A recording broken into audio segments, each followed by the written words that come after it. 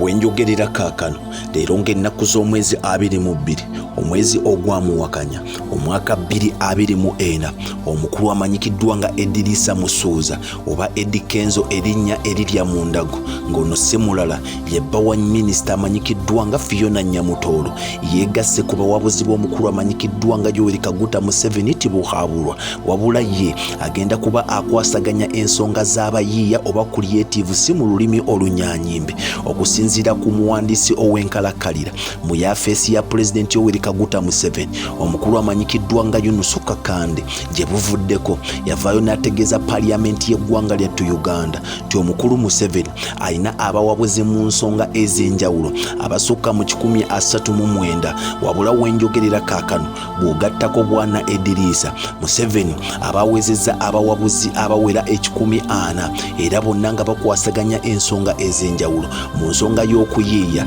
Eddie Kenzo yeegasse ku minywanyi gye abamusookayo okuli omukyala amanyikiddwa nga Katalina Kusaasira ono wenjogerera ayagala kuvuganya ku kifo ky'abakyala mu disitulikiti emanyikiddwa nga eya Buyukwe eno ng'esangibwa mu ssaza lya Ssaabasajja Kabaka ery'Ekyaggwe gattako omukyala amanyikiddwa nga Jennifer Nakanguubi oba Fulufiga nga naye gyali eyo akwasaganya Edrisa Musuuza obulamu bwe kyakulabirako nnyo eri abaana naddala ba ghetto youth olw'ensonga nti Kaana Kambaata yeemezezza yekka okuva ku 0 paka ng'afuuse ilo. Eddie Kenzo yafiirwa maama we nnyina omukadde omulungi eyali amuzaala gwe yali ayagala nnyo ebyensusso ku myaka 5 gyokka. Eddie Kenzo n'ogwolaba atemera mu myaka egy'obukulu 35 guli bwe gutyo kubanga yazaalibwa ng'ennaku z'omwezi 25 omwezi ogwa Ntenvu omwaka gwa 1989 mu ssaza lya Ssaabasajja Kabaka ery'e Buddu mu disitulikiti emanyikiddwa nga Masaka.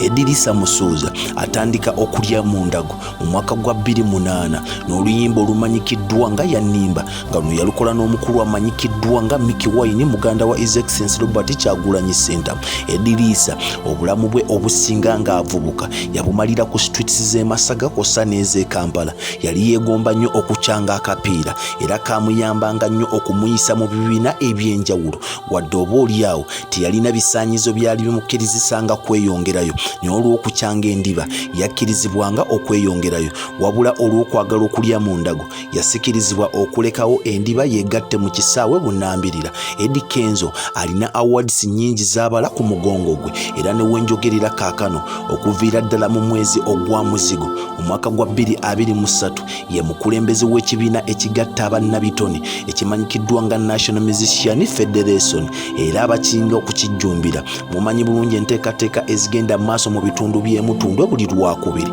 Edrisa Musuuza yatandika okukukumba awards eziri ku mutendera gw'ensi yonna mu mwezi gwa Ssebaaseka omwaka 2015 bwe yaleeta BET Award era wenjogerera kaakano ekuumirwa mu Uganda Museum era gwe wenna ayagala ogikubako ebirozo okuzigiridde osobola okuwubayo olubu lw'ekigere. Eddie Kenzo wadde kyakulabirako ky'amaanyi alina statements zazaakolanga mu bulamu bwe ezitasobola kwerabirwa yadde omuto oba omukulu. Yavaayo n'ategeeza nti ye si munnabyabufuzi era tayinza byenyigiramu yadde eddakiika emu. Wenjogerera kaakano muwabuzi wa munnabyabufuzi yavaayo n'akola statement n'agamba kasoomulaba ne munnabyabufuzi yenna abaamubalako kasente wabula kaakano omukyala atokosa amatooke ewuwe. Minisita Nyamutoolo munnabyabufuzi era nga ye mubaka wa Paaliyamenti ku nsonga z'abakyala teyakomako awo emabega kaawe yavaayo n'akuba oluyimba olumanyikiddwa nga Biwoobe yali alaajana ku nfuga embi abakulembeze abali mu buyinza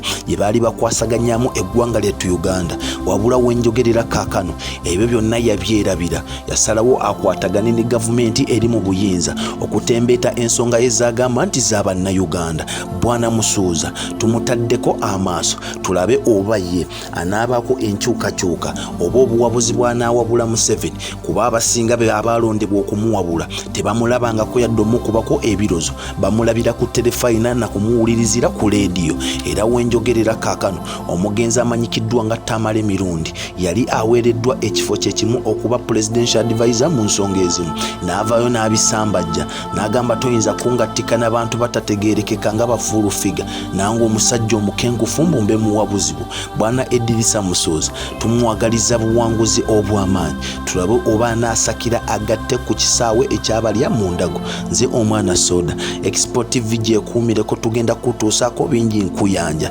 tojjaawo kalimi seetinga nange nkyaleeta ku lwa Katonda n'ensi yattu Uganda. Expo TV to the world.